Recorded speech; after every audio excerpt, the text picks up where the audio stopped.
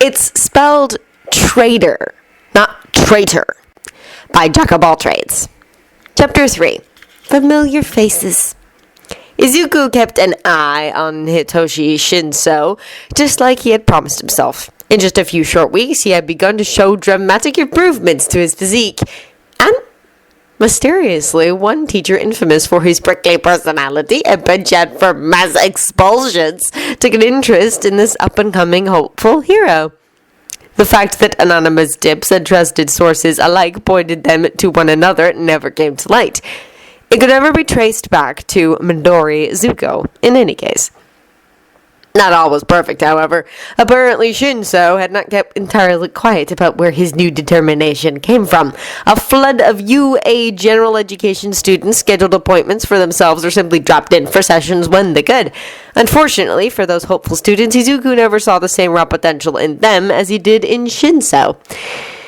Izuku ran a counseling business, and so he counseled. He gave pointers, helped some teams iron out some kinks in their use of their quirks, and even helped a rare few to realize that heroics really was not what they wanted to do, but felt obligated to pursue it anyway. Not once did Izuku hand out another quirk. Not to the UA students, anyway. The quirks he traded went to the very special young boys and girls who came to him in despair, having been searching for any way to eliminate an especially dangerous or traumatizing quirk. And that search is what allowed them to see past Izuku's obfuscation quirk to find his quirk trading service. Of course, those who came to him sometimes told their parents or someone else that they wanted to trade in their quirks. They in turn gave Izuku accounts of those adults lecturing them on how overcoming and mastering an especially difficult quirk built character and might open career opportunities in the future. In some cases, Izuku did convince children that they could overcome their quirks and helped them realize how. This one, however, I see dead people in my sleep. Izuku didn't think this would be one of those cases. The green-haired counselor had adopted a more traditional and stereotypical setup. He had a sketch pad and pencil to take notes with. He noted down his client, one Akumu Naki, had delivered the line with the flat, exasperated expression of one who has had his problems turned around on him too many times. Nightmares? Or your quirk? Think it's my quirk. Naki folded his arms, laying sideways on the couch in Midori's counseling office. He was only a year shy of double digits in his age, yet he spoke with the maturity of someone twice his age. Can you tell me what your quirk is? Officially, Naki drawled, rolling his eyes, I have prophetic dreams. They call it premonition, from precognition and somnambulism, even though I don't sleepwalk. That's the official ruling. But what can you tell me your quirk is? You wouldn't have come to me if you didn't think I'd believe you. I only predict people's deaths when I dream. I don't recognize them or know when it happens, but I know how and where because I watch it happen like I'm a bystander at the scene. That sounds terrible. It is. And you would rather live without this quirk than learn to refine it? I would rather be quirkless. Naki spat with vehemence. Well, that can be arranged, but I don't think it needs to be. What do you want to do with your life? Sleep soundly. Wake up refreshed. Izuku grimaced. I meant long-term goals. Have you ever given thought to a profession you might like? Nike shrugged. I don't know. Kinda want to be a doctor. Save people from dying instead of just watching them die. That's a noble goal, Akumu. But doctors see people die too. They can't save everyone. I know! Nagi shrieked, sitting up, the beginnings of tears in his eyes from being overwhelmed with frustration. I know I can't save everybody, but at least... Naki began hiccuping through his tears. If I was a doctor, I could help people, and no, I tried to stop it first instead of being useless. The boy screamed the last word, his voice cracking with emotion before collapsing in on himself, trying to suppress his sniffles. Hey. Izuku abandoned his pad and chair as he went to kneel by Naki's quivering body. I didn't mean it like that. I just wanted to make sure you knew what you were getting into. Everybody's always telling me that. Nagi chokes on his sobs. I want to save people, even if it's not everyone. Okay, I got it. Do you mind if I touch you? I just want to rub your back. Naki stiffened his instinctive refusal before nodding miserably. Izuku began running his hand up and down Naki's back and running his fingers through his hair. After a minute, Naki latched onto Izuku's shoulder and pulled himself to sniffle into the teen's neck. Izuku began crooning an old melody his mother had used to hum to him when Kachan's bullying had begun to push him over the emotional edge early in his life. When Naki had cried his tantrum out, he still clung to Izuku, who began running his fingers over the distraught boy's scalp. I want to help, Naki. I can take away your nightmares, give you something else that will help you save other people. Do you want that? Naki grunted a non-verbal affirmative, wiping his nose and face across Izuku's sleeves and slowly beginning to recover from his breakdown. Okay, you're going to feel very tired for a few moments, okay? But it'll pass soon enough. Izuku placed his hand on the back of Naki's head to initiate the skin-on-skin contact that he needed to activate All for One. Through his hand, Izuku could feel Naki's quirk in a metaphysical place in his mind, like a dark ocean within the boy's mind. It rose during sleep and fell with consciousness, but it was always there lurking in the back of his mind. Izuku had no doubt that as Naki grew older, this quirk would have grown in power until it swallowed the boy, even wakefulness not being respite from its torturous visions. Definitely not a quirk for a young boy to have to suffer through. Izuku drained that ocean of dark visions away from Naki's mind into his own. It was immediately locked down by Izuku's subconscious, much more resilient and more like a steel bear trap than Naki's wide-open vista. A vista that begged to be felt. And fill it Izuku did. It was child's play to select a quirk from the hundreds at his disposal. Izuku was sure Sensei had used it to target weakness in his enemies, but he hoped Naki would use it to fulfill his aspirations to become a doctor. Naki groaned as he felt the warmth from Izuku fill the cold void left by the absence of his old quirk, and the draining fatigue that had accompanied it was soothed away by Izuku's voice. Okay, Naki, do you want to know about your new quirk? It's called Triage, okay? It lets you look at someone and see at a glance what injuries they have. You have to activate it, though, by concentrating, so don't worry. You won't be subjected to everyone's trauma all the time. Only when you want to. Okay? Why? Naki snorted a noseful of mucus back into his sinuses with a horrific snort. Why did you give me Triage? Well, you want to be a doctor, right? This quirk will let you immediately see what is wrong with patients. But you can't cheat all the time. Izuku grinned and ruffled his young client's hair. I'm sure it won't work on the training dummies in medical school, so you had better study hard and make sure you can be the best, most saving people's doctor you can be. Okay? Okay. Naki sat leaned back against the couch cushions, Izuku still kneeling in front of him. A thoughtful look overtook his red and buffy eyes. What'll I tell my mom and my dad and my doctor about my new quirk? That's a good question. Tell them that dreams were just triage manifesting itself subconsciously. But then you saw someone get injured and you wanted to help them, so it activated. And now that you know how to use your quirk, it won't try to express itself in your dreams. Whoa, Naki breathed. That's real smart, Mr. Midori. I'm sure you'd have come up with something smart too, Akumu. After all, you have to be real smart to be a good doctor. Are you going to be a good doctor?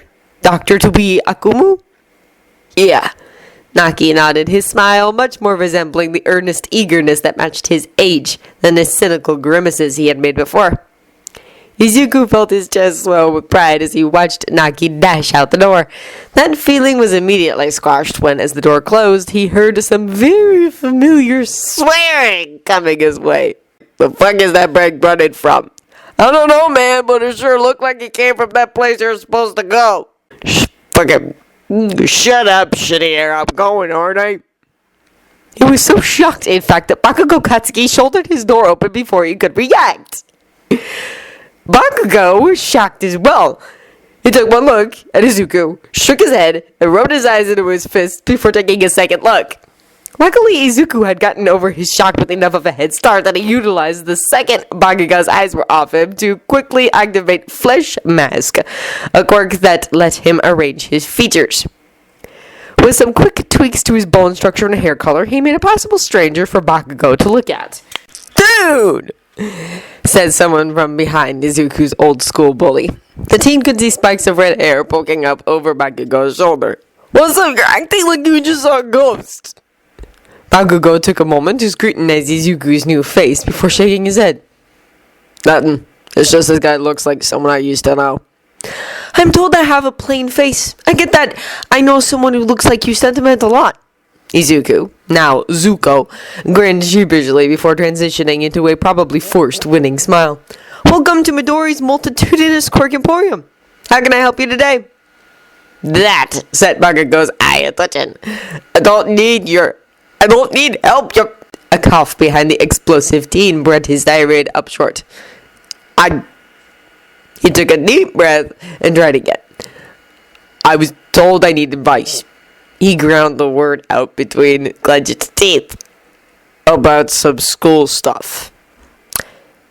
"And I heard," the voice behind Bakugo cut in as the other teen muzzled forward past Bakugo, revealing an earnest, angular face full of sharp teeth and topped by a craggy mountain of red hair, "that this place is great.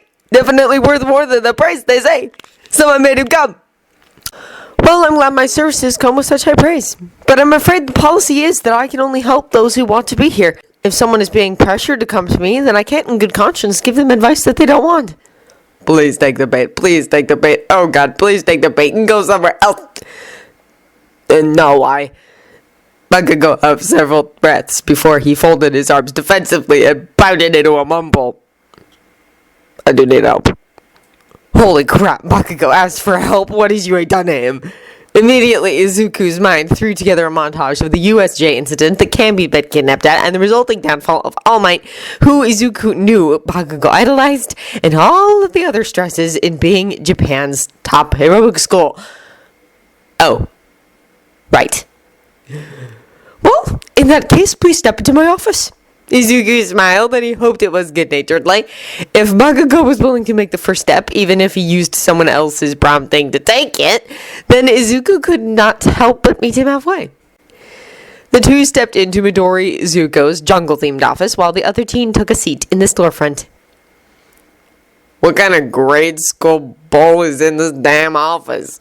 Bakugo muttered to himself as he snatched a lizard plush from one of the wall's shelves and plopped himself into an especially large and soft beanbag chair. "Does it make you uncomfortable? We can relocate to my personal office if you'd like." "No, this is fine." "Alright then. To start with, can you introduce yourself?" "Yeah, sure." Bakugo hooked a thumb into his chest and gave a very practiced, vicious grin. "I'm Bakugo Katsu, the next #1 hero." "My, that's a lofty goal. You must be quite confident in yourself." "Yeah, I'm kind of the best, and everyone in my class knows it."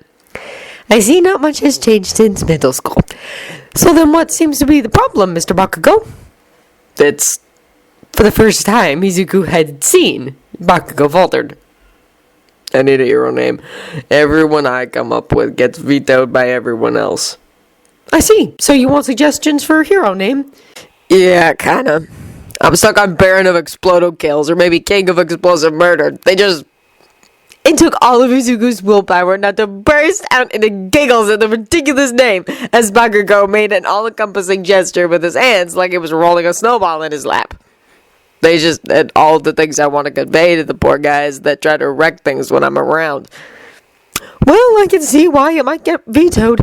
Evoking killing and murder in your hero name would maybe give the wrong impressions to a crowd. I can infer from the names that you have an explosive type quirk." "You know it." Bakugo turned a palm to the ceiling and ignited a few firecracker pops in his hand. "Please do not use your quirk in this room. It might sear the paint," Izuku admonished half-heartedly. To Izuku's surprise, Bakugo clenched his hand, squelching the explosions. "Sorry." "It's alright. You got caught up in the moment. It was so difficult difficult for Izuku to keep his conversation impartial through his nostalgia and surprise that Bakugo, of all people, would apologize for using his quirk. However, if he had learned anything while he had played Shigaraki for a sucker, it was how to keep a straight face. So I take it you want a pseudonym that evokes explosions, maybe bombs, and imminent destruction. Yeah! Bakugo grinned, pointing a finger at Izuku, the other hand idly stroking the lizard plush in his lap. That's exactly what I want. You get it? Well, traditionally, hero names begin with a descriptor of their style, like the sharpshooting hero Snipe. So we might want to start there. How would you describe your fighting style? Explosions. Bakugo offered immediately, the look of childlike enthusiasm completely out of place on his face. Bombs. Mass destruction.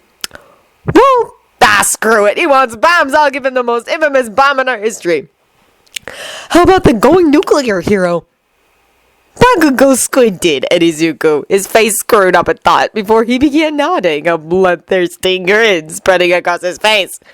Yeah, nuclear explosions, that's something I could work for past being number one. What else you got, Doc? Well, what do people call the epicenter of an explosion? Seeing as you're going to be where the bomb drops, so to speak. Ground zero. Bakugo whispered in awe, eyes wide and shoulders trembling in excitement. It's so good, I can't believe I never thought of that before. The going nuclear hero ground zero. I like it. He began chuckling, then laughing uproariously. I like it. Man, I doubt about you, Doc. Bakugo reached over and clapped a hand on Izuku's shoulder. But damn if you didn't kill those deader than a squirrel hit by a semi-truck. Izuku couldn't help but join in and chuckle, along with Bakugo's boundless enthusiasm. Well, I'm glad I was able to be of help. Was there anything else troubling you?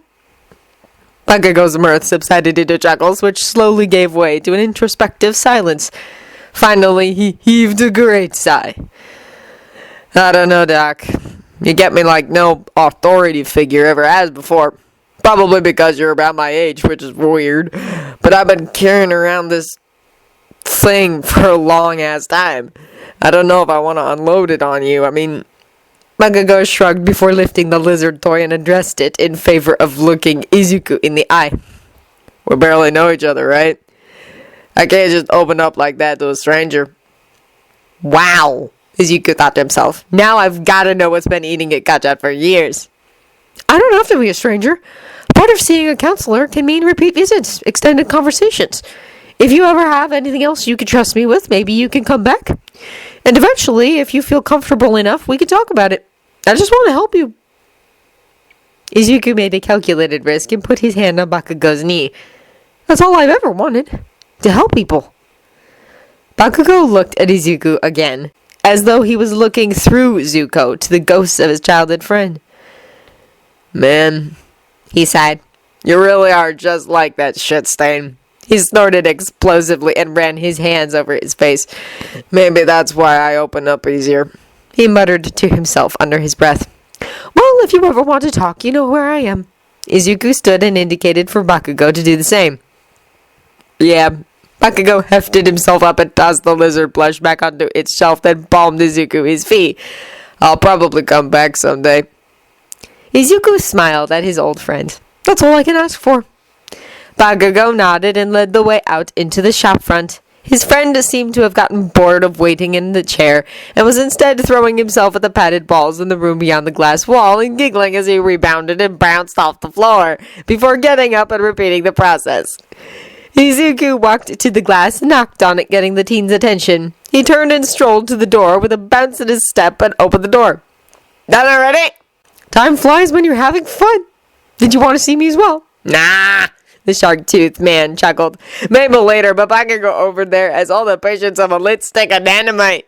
Fuck off, shitty hair. Another day, though. Izuku smiled warmly at Bakugo's friend. I'll look forward to it. Take care of Bakugo for me, alright? You know it. Fucking come on, Kirishima. There's a spicy noodle challenge down the street I gotta win it.